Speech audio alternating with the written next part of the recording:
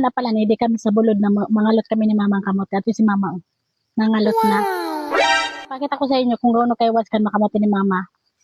So magpuni yan, halikodan ko, hanggang gidisampangan ni Mama. Kaya so gustong magkalot kamote, magtaniman kami. After ko nga mga lutiyan, tiglig ko na diretso sa sako. Siyempre, bago ko ilalag, tiglinigan ko muna, tigalian kong raga, talabinikan ka bagat parosog. Next ni ka, yan naman ako nangalot.